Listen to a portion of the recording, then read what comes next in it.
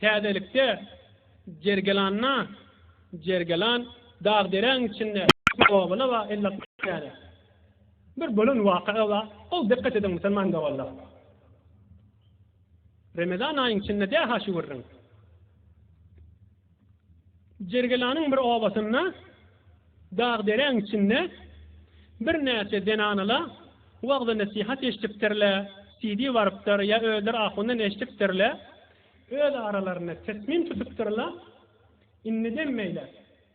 Biz, mesela 6 denana ya 10 denana, her gün daňatmagyňdan bir saga dewinçe, erti azandan bir saga dewinçe biri-birimiz turulup namaz okuyaýlyň, her kim öýünde, garaňkyda salawat eýdeýlik, estağfirullah eýdeýlik diýip bername goýupdyrlar. Bundan 2 çepte geçýär.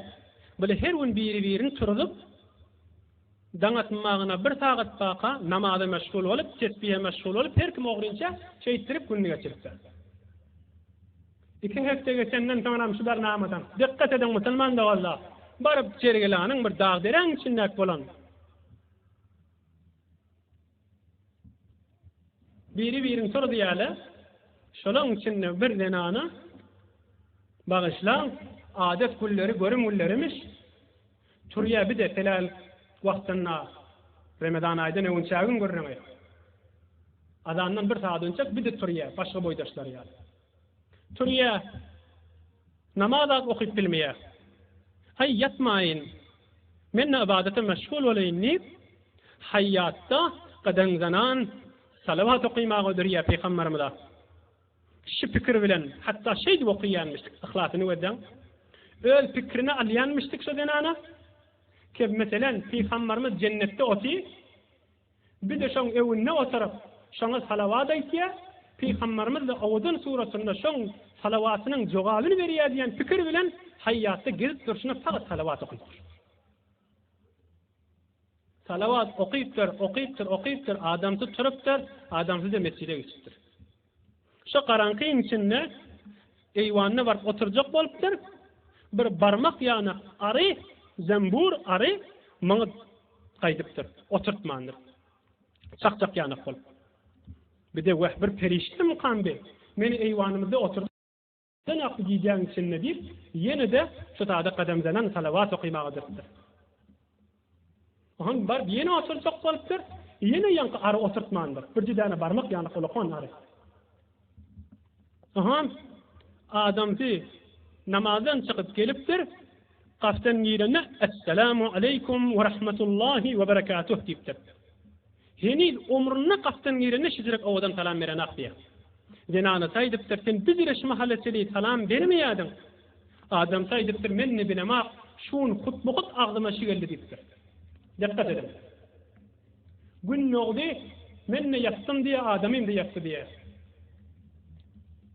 Dişimde diye yankı denana, şol eyvanna, arayın oturtmadık yerine, bir adam oti, tamam heybet bilen, tamam nuraniyet bilen, tamam haya bilen, tamam tevazu bilen, üstüne de perde, bir çaşa uyanak perde de örtüyle.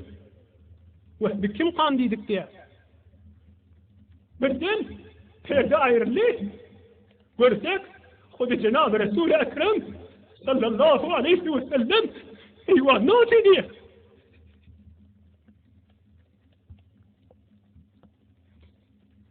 Ve Resulullah ölümüne veriptir deyip barıp ayağımdan okşadım diye yakırıyan. Bir neyse soğukları ettim diye gözümden kayıp oldu diye. Uyandım diye yortup barıp Peygamberimizin oturan yerine okşap onun yüzüne sükap, onların yüzüne sükap, okşap aldım diye. Müslüman da Allah, bir dağ diren arasında, bir celgelanla, bir bağışlan çarvı yerde, kim fikretiye, mescitte, medresede, ol ihlas, ol mehabbet, hakikat Peygamberimiz, şol arayın gelip oturtmadık yerine hakikaten elbette ruhaniyet gelip oturanmıştık. Gelip şu taada oturmadın deyip arı gelip onu hep kovyanmıştır. Ol hayatta salavat okuyup duqa, Peygamberimizin ruhaniyeti gelip oturulmuştur şu tarafta.